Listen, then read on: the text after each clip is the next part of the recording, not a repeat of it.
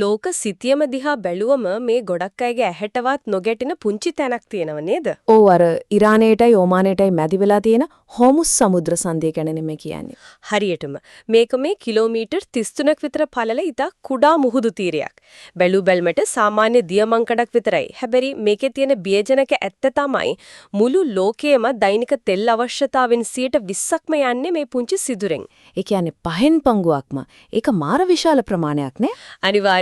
ඉතින් යම් හේකින් හෙට උදේ වෙනකොට මේ දොරටුව වැහුනොත් මොකද වෙන්නේ? ලෝකෙ පුරාම ආර්ථිකය හැමම හිර වෙනවා. පාකිස්තානයේ පෙට්‍රල් ලීටර එක මිල රුපියල් 300 පඩා පණනවා. ඇමරිකාවේ ගැලුමක් ඩොලර් 5කට වඩා ඉහළ යනවා. ඒ කියන්නේ අපේ කැම බීමේ වල ඉඳන් හැම දෙයක්ම ගිනි ගණන් වෙනවා කියන එකනේ. ඔව් මේ තරම් බින්දනසුළු පද්ධතියක් උඩද අපි මේ ජීවත් වෙන්නේ කියන එක ඇත්තටම හිතා ගන්නත් අමාරුයි. හැබැයි මේක අහම්බයක් නෙවෙයි. අද අපි මේ ගැඹුරු විමර්ශනයෙන් කතා කරන්නේ අන්නේ නොපෙනෙන නිර්මාණය ගැන. ඒක ගොඩක් වැදගත් මාතෘකාවක්. කොහොමද වැඩ කරන්නේ කියලා මේ මූලාශ්‍රය හරහා අපි අද කතා කරනවා. ඒ කියන්නේ අර නවලෝක අනුක්‍රමය එහිමත් නැත්නම් නිව් වර්ල්ඩ් ඕර්ඩර් කියන සංකල්පේ සැබෑ මුහුණුවර ගන්න නේද? ඔව් හරියටම. මේක හරියට ඩොමිනෝ කැට පේලියක් වගේ. හෝමුස් සමුද්‍ර සන්ධිය කියන්නේ එක කැටයක් විතරයි. හැබැයි මේ ඔක්කොම කැට තියලා තියෙන මේසය තමයි මේ අදෘශ්‍යමාන බැංකු සහ පාලන පද්ධතිය. ඒ ඩොමිනෝ උපමාව මේ තත්වයට බොහොම හොදට ගැලපෙනවා. මොකද අපි අද දකින මේ ලෝක රටාව එක රැයකින් ඉබේ හදුණු දෙයක් නෙවෙයි. මේක තේරුම් ගන්න නම් අපි පොඩ්ඩක් අතීතයට යන්න ඕනේ. හරියටම කිව්වොත් 1945 වර්ෂයට. ඒ කියන්නේ දෙවන ලෝක යුද්ධය ඉවර වෙච්ච කාලේනේ. අන්න හරි. ඒ වෙනකොට යුරෝපය සහ ජපානයේ සම්පූර්ණයෙන්ම අලු ගොඩක් බවට පත් වෙලා තිබුණේ. මිලියන 70කට කිට්ටු ජනගහනයක් මිය ගිහින්. ලෝකෙටම තේරුණා ආයෙත් මේ වගේ විනාශයක් වුණොත් මිනිස්සු වර්ගයටම පැවැත්මක් නැහැ කියලා. ඉතින් අන්න ඒ වෙලාවේ ලෝක නායකයෝ එකතු වෙලා අලුත් ගිවිසුමක් ගහනවා බ්‍රිටන් වුඩ්ස් කියලා. බ්‍රිටන් වුඩ්ස් ගිවිසුම. ඔව් මම මේක ගැන අහලා තියෙනවා. මේකෙන් තමයි අර පැරණි ලෝක අනුක්‍රමය නිර්මාණය වෙන්නේ. මේ වීඩියෝ එකට අනුව මේ පද්ධතිය ප්‍රධාන කුළුණු 4ක් උඩ තමයි ඉදිවුනේ. කුළුණු 4ක්. ඒ කියන්නේ මුළු ලෝකේම ආර්ථිකයේ එකම රාමුවකට ගේන්න හදපු නීති 4ක් ගැන නේද අපි මේ කතා කරන්නේ? කොහොමද ඒක උනේ? මෙහෙමයි. පළවෙනි කුළුණ තමයි ඇමරිකානු ඩොලරය ලෝකයේ ප්‍රධානම මුදල් ලේඛකයෝ බවට පත් කිරීම. ඒක නිකම්ම කළේ නැහැ. රත්රන් අවුන්සියක් ඩොලර් 35යි කියලා ස්ථාවර වටිනාකමක් නියම කළා. පොඩ්ඩක් ඉන්න. ඒ කියන්නේ ඩොලරයක් කියන්නේ හරියට රත්රන් සඳහා දුන්නු රිසිට් පතක් වගේ දෙයක් වුණා කියන එකද? හරියටම ඒක තමයි පදනම උනේ. ඊළඟට දෙවෙනි කුළුණ තමයි මේ යුද්ධෙන් විනාශ වෙච්ච රටවල් ආයෙත් ගොඩනගන්න ණය දෙන්න ඕනේනේ. ඒකට ලෝක බැංකුව හදුවා. ලෝක බැංකුව පටන් ගත්තේ එතනින්ද? ඔව්. ඊට පස්සේ තුන්වෙනි කුළුණ විදිහට රටවල් වලට හදිසි මූල්‍ය ප්‍රශ්න ආවොත්, ඒ කියන්නේ ගෙවුම් ශේෂ අර්බුද වගේ දේවල් ආවොත් උදව් කරන්න ජාත්‍යන්තර මූල්‍ය අරමුදල එහෙමත් නැත්නම් IMF එක ස්ථාපිත කළා. හැබැයි ඒ උන්ගේ දැඩි කොන්දේසි වලට යටත්ව නේද? IMF එකේ නිකම්ම සල්ලි දෙන්නේ නෑනේ. අනිවාර්යයෙන්ම ලොකු කොන්දේසි වැලක් එක තමයි ඒක වෙන්නේ. ඊළඟට හතරවෙනි කුළුණ තමයි ආයත් යුද්ධ ඇති වෙන එක වළක්වා ගන්න එක්සත් ජාතීන්ගේ සංවිධානය එහෙමත් නැත්නම් UN එක නිර්මාණය කිරීම. පැහැදිලි. හැබැයි මේක නිකම්ම නීති පොතක ලියලා තිබුණට වැඩක් නෑනේ. මේක ක්‍රියාත්මක කරන්න මොකක් හරි යාන්ත්‍රණයක් ඕනනේ. මූලාශ්‍රයේ මේ ගැන විස්තර කරන්නේ මේ පද්ධතිය දුවපු එන්ජින් 4ක් ගැන කතා කරලා නේද? එහො ඒ එන්ජින් 4ෙන් තමයි මේක ඇත්තටම බිම් මට්ටමේ වැඩ කළේ. පළවෙනි එන්ජින්ම විදිහට අර කලින් කිව්ව ඩොලරෙන්ම ගන්න පුළුවන්. 1971 වෙනකොට ලෝකයේ තියෙන සංචිත වලින් 71%ක්ම තිබුණේ ඩොලර් වලින්. ඒ කියන්නේ ජාත්‍යන්තරව තෙල් බැරලයක් ගත්තත්, තිරිඟුණාවක් ගත්තත් ගවන්න වුණේ ඩොලර් වලින්මයි. ඒ කියන්නේ ඇමරිකාවට පුදුම බලයක් ලැබුණා නේද? ඒක තමයි. ඊළඟට දෙවැනි එන්ජින්ම තමයි ස්විෆ්ට් පද්ධතිය.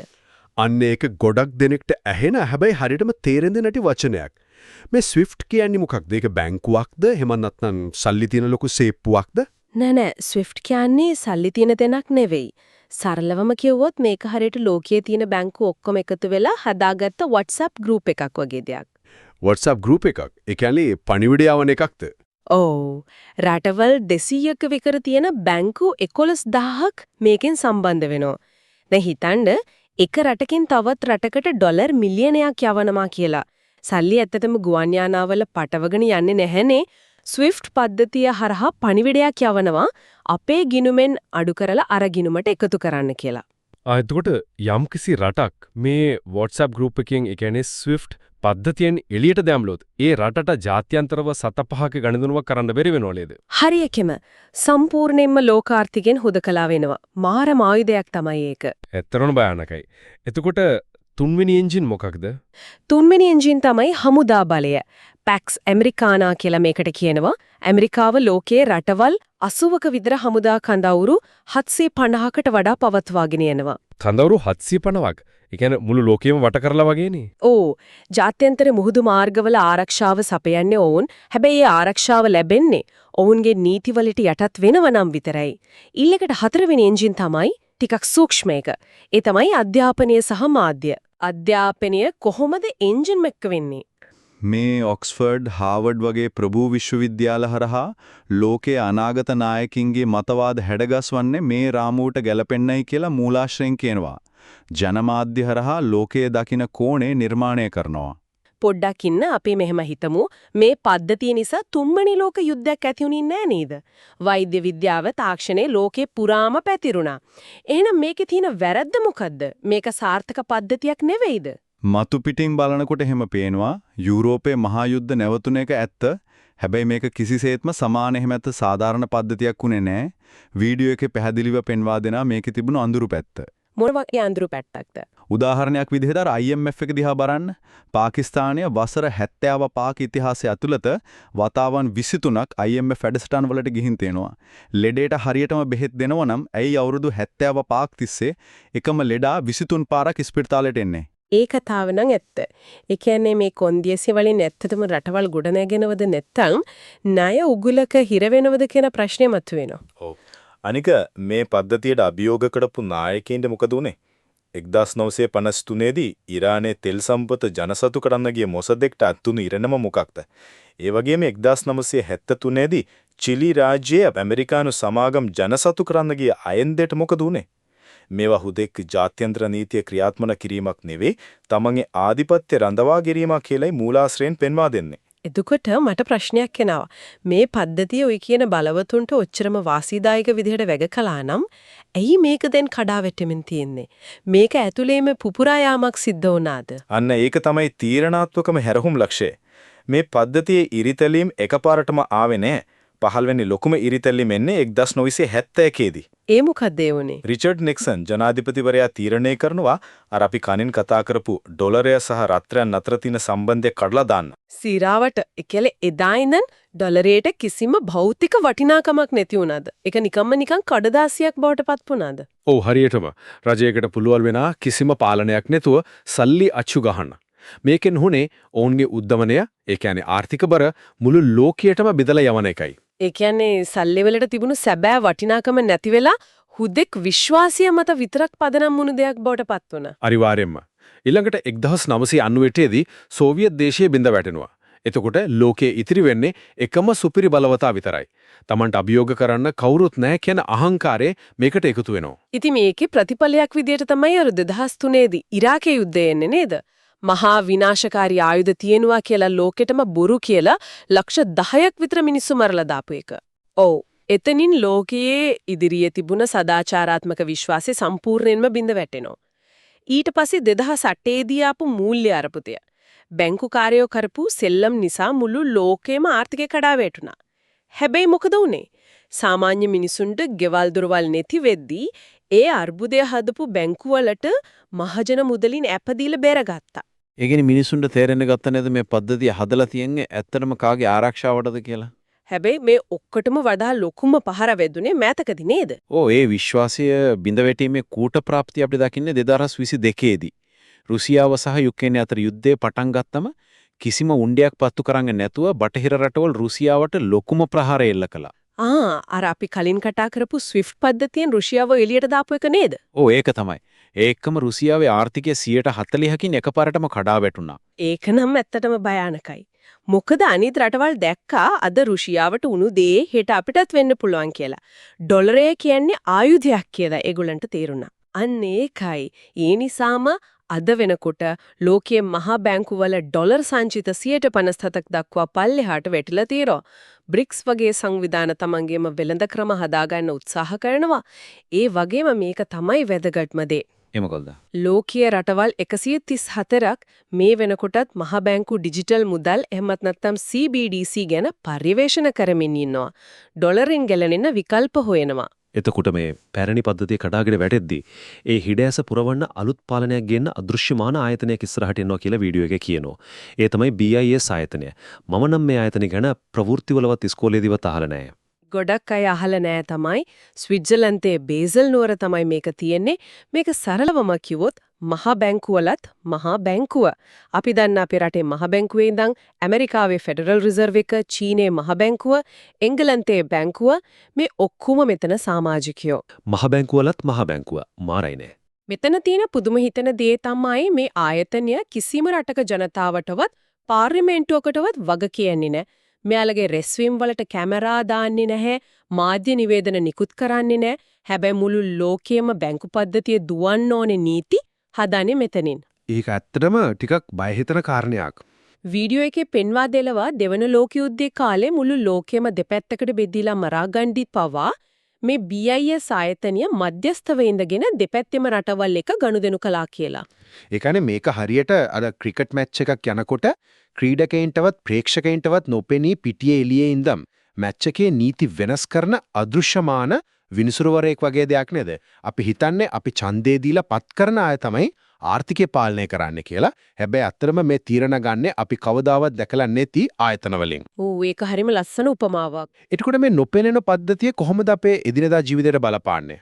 මූලාශ්‍රය මේක ස්තර 3කින්, ඒ කියන්නේ ලේයර්ස් 3කින් පැහැදිලි කරනවා නේද? ඔව් ඒක බොහෝම පැහැදිලි විශ්ලේෂණයක්. පළවෙනි ස්තරය වුන් හඳුන්වන්නේ රංගමණ්ඩල කියලා. මේක තමයි අපි හැමදාම රූපවාහිනියෙන් දකින දේශපාලනය. මැතිවරණ, අගමැතිවරු, පක්ෂ විපක්ෂ වාද විවාද. හැබැයි මේක රංගපෑමක් විතරයි. ඇයි එහෙම කියන්නේ? දැන් ඇමරිකාව දිහා බැලුවොත් ඩෙමොක්‍රැටික් පක්ෂය ආවත්, රිපබ්ලිකන් පක්ෂය ආවත් මහා පරිමාණ බැංකු බේරා ගැනීම, ජනතාවගේ දත්ත නිරීක්ෂණය කරන ඔත්තු බැලීමේ පද්ධති පුළුල් කිරීම මේ දෙගොල්ලොම එක වගේම අනුමත කරනවා. ඡන්දකින් වෙනස් කරන්න පුළුවන් මේ නළු නිලියෝ ටික විතරයි. නාට්‍ය පිටපත වෙනස් වෙන්නේ නැහැ. එතකොට දෙවෙනි ස්තරය වෙන්නේ ක්‍රියාත්මක කරවන්නන් අර අපි කලින් කතා කරපු IMF සක ලෝක බැංකුව ඊට අමතරව CIA මොස්සාඩ් වගේ බුද්ධ්‍යංශ අයිති වෙන්නේ මෙතනට නේද? ඔව් ඒගොල්ලෝ තමයි දේවල් සිද්ධ කරන්නේ. හැබැයි මාව ගොඩක්ම පුදුම කළේ ඊළඟ කාරණය ලෝකයේ මුළු අන්තර්ජාල ගමනාගමනයෙන් 65%ක්ම පාලනය කරන්නේ ඇමරිකාවේ තියෙන පාක්ෂණික සමාගම් 3ක් විතරයිලු නේද? ඒ කියන්නේ අපි අපි බලන දේවල් තීරණය කරන්නේ යාලා. මේගොල්ලෝ තමයි අර පිටපත ඇත්තටම බිම්මට්ටමේ ක්‍රියාත්මක කරන්නේ. හරියටම. හැබැයි ඔය ඔක්කොමට වඩා භයානක සහ අපි කවුරුත් අවධානය යොමු නොකරන ස්තරය තමයි තුන්වෙනි ස්තරය. මූලාශ්‍රය මේක හඳුන්වන්නේ පොදු මතවාදය කියලා. පොදු මතවාදය. ඒ කියන්නේ මොකල්ද? මේ ගැන 1956 දී සමාජ විද්‍යාඥ C. Wright Mills ලියපු The Power Elite කියන පොතේ කතා කරනවා. ඔහු කියන්නේ බලය කියන දේ එකට එනක නෑ. හැබැයි හමුදා නායකයෝ, මහා ව්‍යාපාරිකයෝ සහ ඉහළම පෙළේ දේශපාලනඥයෝ අතර පුදුම සම්බන්ධයක් තියෙනවා කියලා. මේගොල්ලෝ හරියට අර සංගීත පුටු තරංගයක් වගේ තමන්ගේ තනතුරු මාරු කරගන්නවා. ඒ කිව්වේ හමුදාවෙන් විශ්‍රාම යන ජෙනරල්වරේ පහුදාම ලෝකේ ලොකුම ආයුධ නිෂ්පාදන සමාගමක අධ්‍යක්ෂක මණ්ඩලයේදී යනවා වගේ වැඩද? අන්න ඒ වගේ තමයි. දේශපාලනඥයෙක් ඡන්දෙන් පෙරදුනාම ලොකු බහුජාතික සමාගමක උපදේශකවරයෙක් වෙනවා. මෙතන තියෙන වැදගත්ම කාරණේ මේකයි වීඩියෝ එකේ පැහැදිලිව කියනවා මේක අර හොලිවුඩ් චිත්‍රපටවල වගේ අඳුරු කාමරවල මුණ ගැහිලා සිගරට් බොමින් ලෝකේ අල්ලන්න ගහන රහස් කුමන්ත්‍රණයක් නෙවෙයිලු. මේගොල්ලෝ ඔක්කොම ගියේ එකම ප්‍රභු විශ්වවිද්‍යාලවලට. ඒගොල්ලෝ හිතන්නේ එකම විදිහට. ඔව්. ඒක තමයි භයානකම දේ. ඒ මතවාදේ තමයි සාමාන්‍ය මිනිස්සු කියන්නේ ගෞරවයෙන් සැලකිය යුතු ආත්මයන් නෙවෙයි. මිනිස්සු කියන්නේ එක්කෝ පාලනය කළ යුතු සම්පතක් නැත්නම් කළමනාකරණය කළ යුතු ප්‍රශ්නයක් කියන එක. මේක කෙතරම් භයානක විදිහට ක්‍රියාත්මක වෙනවද කියන හොඳම උදාහරණය තමයි 2022 දී කැනඩාවේ ට්‍රක් රථකරුවන්ගේ විරෝධතාවය. අර සාමකාමීම විරෝධතාවයක යෙදුණු මේ මිනිසුන්ගේ බැංකු ගිණුම් රජය විසින් කිසිම අධිකරණ නියෝගයක් නැතුව එකපාරටම අත්හැටවු එක නේද? ඔව්. ඒක ලෝකයේටම දුන්නු ලොකු අනුතුරු ඇඟවීමක්. හිතලා බලන්න උදේ නැගිටිලා කඩේට ගිහින් කාඩ් එක දෙනකොට ඒක වැඩ කරන්නේ නැහැ. මොකද ඔයා රජයේ මතයට විරුද්ධ වුණු නිසා. අනාගතයේ ඩිජිටල් මුදල් හෙවත් CBDC ආවම වෙන්න පුළුවන් දේ ගැන ඒකෙන් අපිට පෙරහුරුවක් දුන්නා. ඇත්තම මේ වගේ සිදුවීමුන්දින් පෙන්නේ මේ පද්ධතිය කොච්චර ඉක්මනින් මිනිසුන්ව හිර කරන්න පුළුවන්ද කියන එක. හැබැයි මට මෙතන පොඩි ප්‍රශ්නයක් එනවා. මේකළු රහසින් මුණ ගැහෙන්නේ නැත්තම් මේක මේ අර පොදු මතවාදිය මතම සිද්ධ වෙන දෙයක් නම් මේක කවුරු හරි හිතාමතාම සැලසුම් කරලා හදපු පද්ධතියකට වඩා ධනයයි බලයයි එකතැනකට එකතු වෙනකොට මිනිස්සු ස්වභාවිකවම හැසිරෙන විදිය නේද අපි සාමාන්‍ය ජීවිතයේදීත් අපේ වාසියට වැඩ කරනවා වගේ මේ අය ඒකම මහා පරිමාණයෙන් කරනව වෙන්න බැරිද? ඒක බොහොම සාධාරණ තර්කයක්. බලය එකතැනකට කේන්ද්‍රගත වෙනකොට මිනිස්සු ස්වභාවිකවම ඒ බලය පාවිච්චි කරනවා කියන එක ප්‍රතික්ෂේප කරන්න බෑ. හැබැයි මේ මූලාශ්‍රයේ නිර්මාණකරුවා මේ தત્ත්වය දකින්නේ නිකම්ම ආර්ථික හෝ දේශපාලනික සිදුවීම් මාලාවක් විදිහට විතරක් නෙවෙයි. එහෙනම් කොහමද ඔය එක දකින්නේ? ඔහු මේකට ඊටව ගැඹුරු දාර්ශනික ඒ වගේම ආගමික දෘෂ්ටි කෝණයකින් බලනවා. මේක තමයි මේ වීඩියෝවේ තියෙන ආකර්ශනීයම කොටස. අපි මේ අදහස් වලට එකඟ වුණත් නැතත් නවීන තාක්ෂණීය සහ ආර්ථිකය දිහා ඔහු ඒ දෘෂ්ටි කෝණයෙන් බලන විදිය විමසා බැලීම වැදගත්. අර ඉරාක යුද්ධයේදී ලක්ෂ ගණනක් මිනිස්සු මරලා දාපු එක බොරුවක් කියලා ඔප්පු වෙලත් කිසිම කෙනෙකුට දඬුවම් නොලැබුණ එක ඔහු උදාහරණයක් විදිහට පෙන්වලා දෙනවා. ඒ වගේම මේ නව සැලසුමේ අරමුණ මුළු ලෝකයටම එක කොඩියක් එක රජයක් කියන එක නෙවෙයිලු. ඒක හො හඳුන්වන්නේ ස්වෛරී රංගමණ්ඩලක් සහ ඒකාබද්ධ යටිතල පහසුකම් කියලා. ඒ සංකල්පය ඇත්තටම හිතන්නේ යමක් ඉතිරි කරනවා. ඒ කියන්නේ ඔයාලගේ රටට වෙනම කොඩියක් තියාගන්න සංස්කෘතියක් තියාගන්න පාර්ලිමේන්තුවක් තියාගන්න පුළුවන්. හැබැයි ඒ රටේ දත්ත, සල්ලි සහ බැංකු පද්ධතිය පාලනය වෙන්නේ එකම තැනකින්. ඒක තමයි ඒකාබද්ධ යටිතල පහසුකම් කියන්නේ. හරියටම. ඉතින් වීඩියෝ එක තවදුරටත් ඉස්ලාමීය සම්ප්‍රදායයට අනුව මේක විශ්ලේෂණය කරමින් කියලම දජ්ජාල්ගේ පද්ධතියේ ප්‍රධාන කුළුණු තුලක් අද වෙනකොට ලෝකේ ක්‍රියාත්මක වෙනවා කියලා නේද? ඔව්. පළවෙනි එක තමයි පොලිය මත පදනම් වුණු ආර්ථිකය. අද ලෝකේ කිසිම රටකට කිසිම මිනිස්සෙකුට බැංකු පොලියෙන් තොරව ගනුදෙනු කරන්න බැරි තරමට ඒක මුල් බැහැලා තියෙනවා. දෙවෙනි එක තමයි දේශපාලන ආධිපත්‍ය.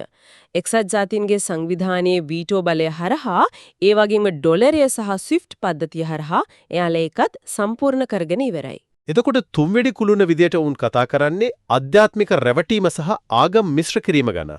මේක පැහැදිලි කරන්න හෝ 2023 දී ඇබුඩාබි වල පටන් ගත්ත ඇබ්‍රහමික් ෆැමිලි හවුස් කියන ව්‍යාපෘතිය උදාහරණයකට ගන්නවා. ඒ කියන්නේ අර එකම භූමියක පල්ලිය ක්‍රිස්තියානි දේවස්ථානයක් සහ යුදෙව් දේවස්ථානයක් හදපු ව්‍යාපෘතිය නේද? ඔව් ඒක තමයි.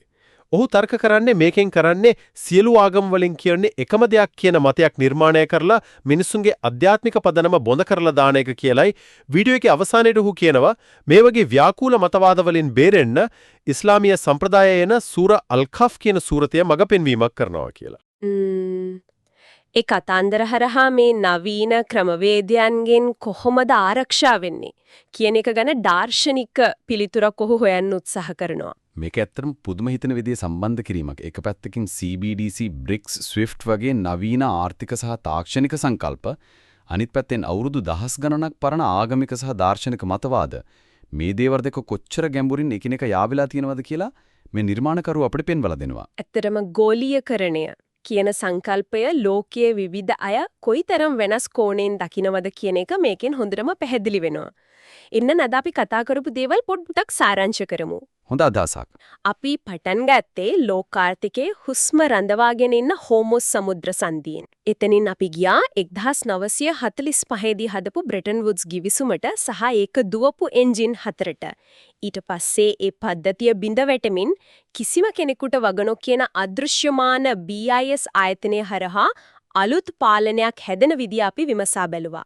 ඊට අමතරව ලෝක බලයේ හැංගිලා තියෙන ස්තර 3ක් ගැනත් අවසානයේදී මේ නව ලෝක රටාව දිහා බලන අපූරු ආගමික සහ දාර්ශනික කෝණයක් ගැනත් අපි කතා කළා. මේ වගේ අදෘශ්‍යමාන රාමුවක් ඇතුලේ තමයි අපි මේ හැමෝම අපේ එදිනදා ජීවිතය ගත කරන්න කියන එක දැනගෙන ඉන්න එක අනිවාර්යෙන්ම වැදගත්. හරියටම. ඉතින් අද අපි කතාබහ අවසන් කරන්න කලින් අපිට කල්පනා කරලා බලන්න පොඩි අදහසක් ඉතුරු කරලා යන්න හිතුණා. අර අපි කලින් කතා කළා වගේ ලෝකේ රටවල් 134ක් දැන් ඩිජිටල් මුදල් එහෙමත් නැත්නම් CBDC ගැන පර්යवेक्षණ කරනවා. ඔව් ඒක ලොකු පෙරලියක් වෙන්න පුළුවන්. මේකේ තේරුම තමයි අනාගතයේදී අපි පාවිච්චි කරන සල්ලි සම්පූර්ණයෙන්ම ක්‍රමලේඛනය කරන්න පුරුණ වෙනවා කියන එක. ඒ කියන්නේ අපි සල්ලි වියදම් කරන්නේ මොනවටද කොතනද කියන එක පවා තීරණය කිරීමේ බලය කාට හරි ලැබෙනවා. ඒක ටිකක් භයානක තත්ත්වයක් නේ. අනිවාර්යෙන්ම පොඩ්ඩක් හිතලා බලන්න අතීතයේ ඉදන්ම ලෝකේ ආර්ථික අර්බුද ආවම සාමාන්‍ය මිනිස්සු ජීවත් වුණේ කිසිම පොතක පතක ලියවෙන්නේ නැති අවිධිමත් ආර්ථිකයේ හරහා. ගමේ කෙනෙක්ගෙන් එළවලු ටිකක් ගන්න එක අතමාරුවක් කරන එක වගේ දේවල්.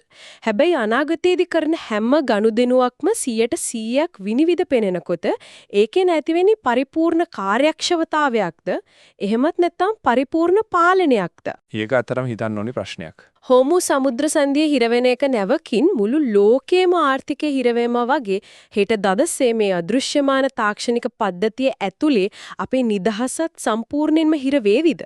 මේ ගැන ටිකක් කල්පනා කරලා බලන්න. ඊළඟ ගැඹුරු විමර්ශනෙන් අපි ආයෙත් හමු වෙමු. සුබ දවසක්.